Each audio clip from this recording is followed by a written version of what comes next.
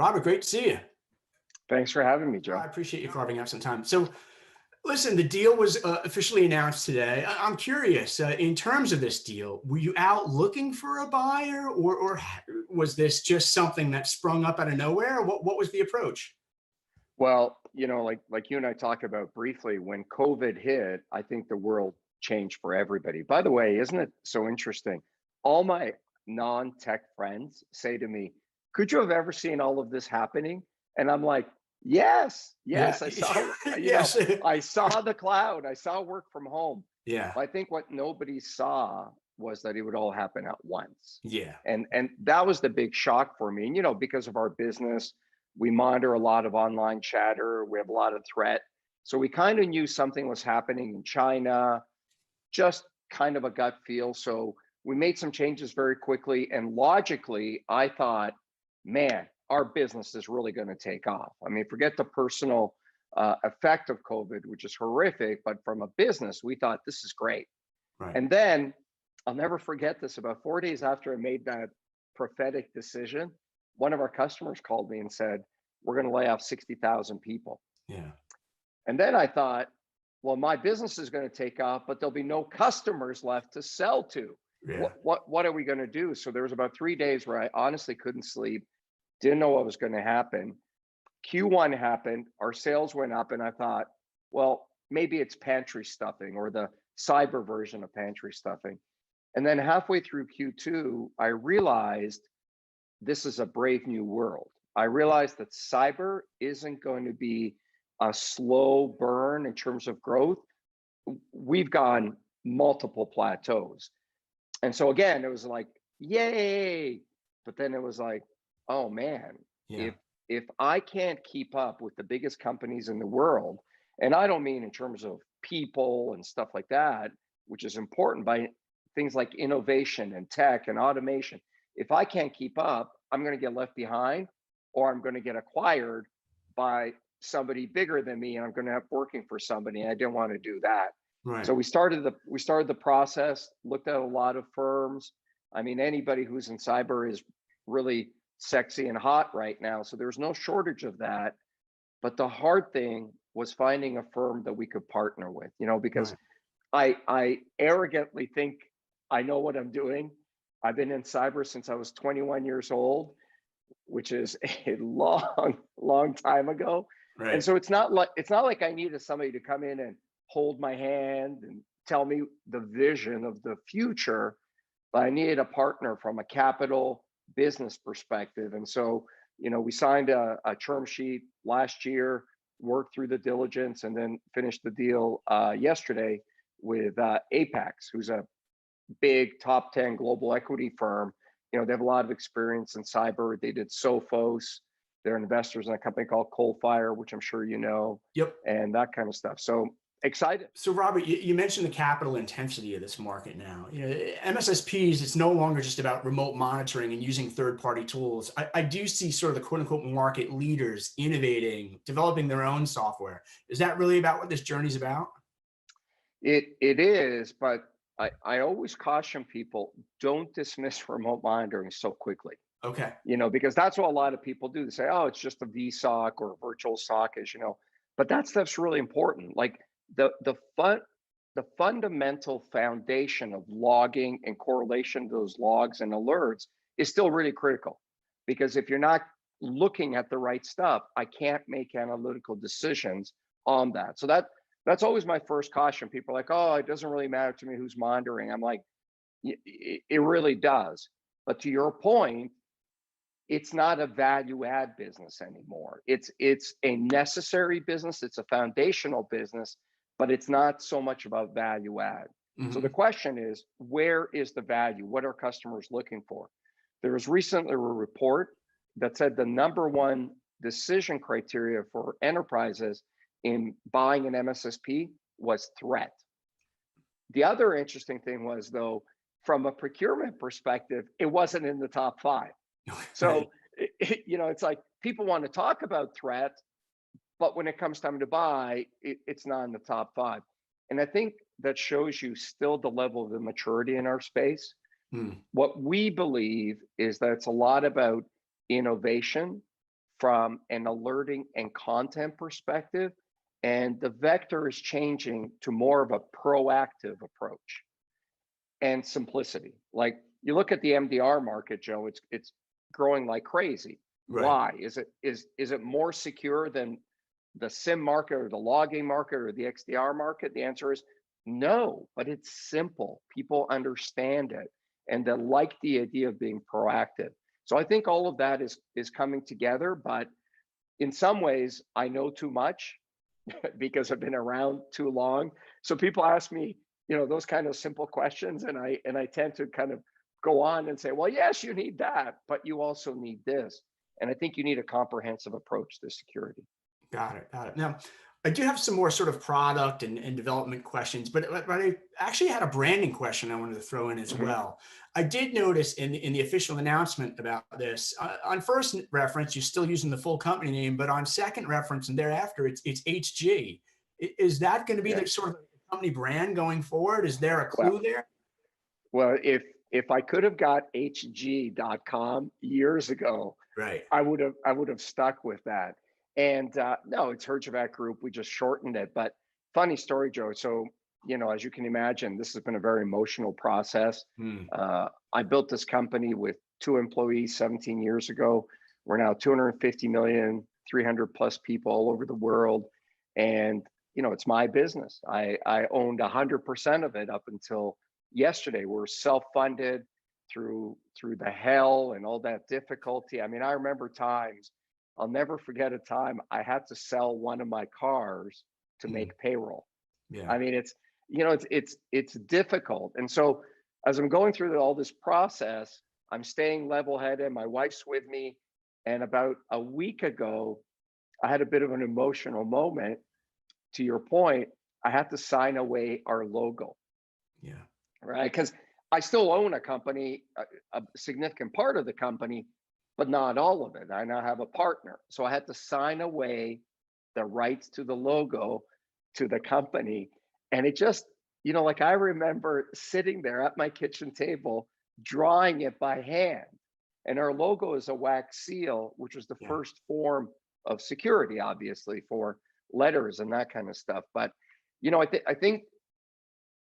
I think we're in a very strong position from a branding perspective. And I think obviously being on TV helps and having a consumer brand helps. But I think our marketing team has done a great job of converting that. I mean, this interesting stat, when you're growing very quickly in a market, the cost of acquisition for new customers is very high. And a lot of these pure play MDR players, I just don't think they're going to survive. I mean, we have competitors in the MDR space that lose more money per year than many multiples of our marketing costs. And so you say to yourself, how is that possibly sustainable? So yeah, it helps to have a good brand and it helps to build on that. Yeah. You mentioned, it's funny you mentioned MDR, obviously a hot area. From my vantage point, on the one hand, I respect the MDR players. On the other hand, I've always, since the day we launched the site, believed that MDR is a subset of MSSP. It's under the umbrella of MSSP. Yeah, I'm with you 100%. I will say though, I do respect anybody who can grow. Yeah. So I have huge respect. My eyes really got open to the MDR space through Apax. When we were going through our diligence, it's funny, when we were going through a diligence, we'd never met them because of COVID. Right. So we had to find a country that we could all fly into and not quarantine. And there were only 2 options, Turks and Caicos or Dubai. Okay. And I was like, oh, please let it be Turks and Caicos. So we kind of all went to Turks and Caicos, and we started getting a lot of these questions from their team and their advisors as to, why aren't you bigger in MDR? Why aren't you making a bigger push on MDR? And I was like you, I'm like, it's just a subset of a managed security. It's not sustainable as a standalone market. But when I looked at the growth rates, I realized we've got to double down on it, and we have. But I think it goes to simplicity. I really do. I think many of our competitors have made security so complicated. Like, how many vendors are there in our space now? That I think there's a bit of a pushback from customers They just want that simplicity. And MDR is attractive, it's sexy, and it's simple. Yeah, yeah, absolutely. Um, you did mention sort of the emotion of deal day and your wife. I'm wondering, did did you feel the presence of your parents as that's going on? And Oh my God. here's why I asked that. So I'm a, I guess, second or third generation. My grandparents came over from Italy on my dad's side. My dad's an entrepreneur. My grandfather was an entrepreneur. I'm sort of an entrepreneur. I'm more of a journalist who fell into the entrepreneur space, but we sold a company and it was very emotional. When I thought about my family's journey in each stage and oh my gosh, like, did you feel like, tell me a little bit about Oh my gosh. what was on your shoulder that day? It's I mean, my story is very similar. I came here on a boat, like literally. So all the sharks on Shark Tank always make fun of me. They're like, "Oh my God, here we go, the boat story again." But it's true. My dad was in jail, and we came here on a boat, just the three of us with one suitcase. And at the time, it didn't seem like a big deal to me. And the accomplishment of my dad coming here didn't seem a big deal, as it doesn't when you're young. But when you get older, you realize the sacrifice and how hard that was. I sold my first company for $60,000 and I made $40,000 in income that year. And I went home with that $60,000 check and I said to my mom, it will never be better than this. I will never make more money than this. And I ended up selling my second company for $30 million. And the first thing I did was I paid off my parents' mortgage. Yeah. And I went to the bank, I paid it off. And about 2 weeks later, my mom comes to my house and she found out that I had paid off the mortgage because she sent her a mortgage payment and the bank returned it. And she came and she gave me the money back. And she said, we're so proud of you. We never need or want anything from you. And I mean, those were my parents and they passed away a long time ago. And I happened to be in Toronto a couple of weeks ago and I went to my mom's grave and my dad's grave. And, the funny thing is, as you get older and you have a little bit of success, when I sold the first company for $60,000, there was 5 things I wanted to buy. A Corvette and a watch and this and that. When I sold my second company, there was 20 things I could buy and I did.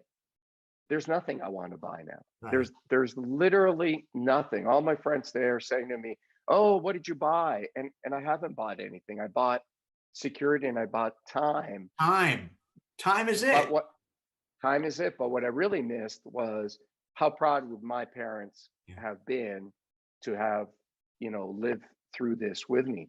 And I always think that's what great entrepreneurs is they have this need and desire to do great things. And so it's funny, like I'm being very retrospective today, but that's the number one question all my competitors, friends are sending me. What did you buy yourself? And I just say, I bought myself security and I bought myself time. Amen. That's awesome. That's awesome. I don't know how I transitioned back to a technology question, so I'll just get there. So, all right.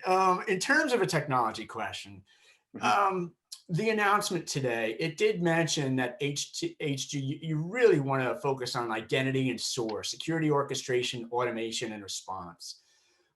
What does that mean? Are you going to go recruit a bunch of developers and really double down on code? I mean, what do those areas mean to you? Well, we have a development team, and this goes back to the investment, and we had a good development team. But when you're self-funded, you run a great business that is laser focused on customers, but it's hard to invest ahead of the curve. So I've known for a long time we need a bigger development team, and that's the first thing we're doing with this money. And the 2 areas, as you said, is SOAR. So first of all, SOAR is an unbelievable, effective technology that will change the world, but not be obvious to customers. Why? Because SOAR is the ultimate backstage product. SOAR makes the things you need to do anyway easier, more efficient, and automated. but they still need to be done. Mhm. And the downside of SOAR is extremely complicated with playbooks. So if you don't have good playbooks, there's no point in having SOAR. I mean, SOAR is not a software or a hardware you buy and you push a button. Where I think SOAR is going to see a huge benefit is in making us more efficient in order to be able to manage our customers, roll out content, and do updates. So it's like our sales team's like, oh my gosh, should we be telling everybody we have this incredible SOAR platform? I'm like, sure, but the customer, it's not like the customers are going to see something.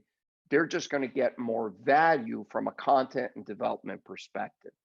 So that's our view of SOAR. I think it's here to stay. Automation for those kind of things, patches and firewall updates and rules updates, it's here to stay. The other one is identity, and I don't need to tell you this, but with COVID, what is a perimeter now? Like, is my office a perimeter? Is your house a perimeter? And so tremendous growth in identity. We bought a company last summer out of the UK, really, really strong identity company, and our business has just gone boom. So we continue to develop. We have a software tool that they had to roll out management of identities. You know, identity is really three phases: design, architecture, implementation, and then the ongoing care and feeding. And so we have a software tool that helps with this part. By the way, identity to me is the SAP of cybersecurity. You know why? Because the projects never end. It's so true. It's highly, highly complicated, but tremendous value. Got it. And then what about international expansion? The announcement mentioned, hey, we're going to double down on international. What exactly does that mean? Well, I think that the world is becoming compressed. And I think that the bad people we all try to protect our customers from have no borders. So, I'm Canadian, my wife is Australian, our kids are American. My wife has this, Joe, my wife has this recurring nightmare that we're in vacation in a war-torn country. And we go to the American embassy and they say, with the babies in our arms and bombs going up. And the embassy says, we'll take the babies, but not you. And then, of course, my wife says, why are we on vacation in a war-torn country? There are no borders for cybersecurity. Yeah. And the world is a very open place. And I think my Canadian background makes me very open to the rest of the world. But the other driver is talent. Yeah. The downside, America is still the greatest place in the world to do business, but America is also an expensive place to do business. And there's so much need for identity. We're seeing the cost for talent skyrocket. Yeah. And that's good.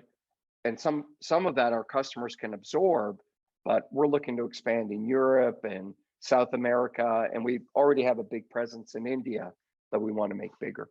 Got it. And then what about you personally and the company? Sort of your message to customers and partners. On the one hand, the private equity firm has acquired a majority stake in the business. On the other hand, you remain a quote unquote significant investor in the business and CEO.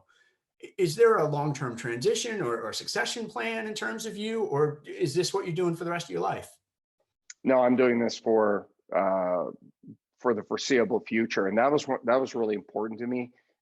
We had the opportunity to sell 100% of the business, and in the 11th hour, we had a very large vendor in our space kind of throw in a last-minute high lob offer. And I think if I would have had that offer, if I'm being honest, at the beginning of the process, I may not have been here. But at that point, I was so invested in what we could build, and I'm so passionate about it. There was no going back. So, I'm not going anywhere. I'm excited to do it. I've rolled over a lot of my equity. Yesterday I went to sleep and I said, I'm not putting my alarm on. I need a day to just kind of take it all in. Yep. Right? Just kind of relax, maybe have a cigar, a glass of wine, maybe go to the golf course. I woke up at 4:15 this morning because I was so excited to get going. Like, I have this childish enthusiasm about the future. And I just feel I've been given a once in a lifetime opportunity with a bigger truck and a bigger playpen. And man, I just want to go. Awesome. Awesome. Well, that's the perfect transition. I'm going to let you go. Thank you so much for the Uh, interview. Thanks, Joe.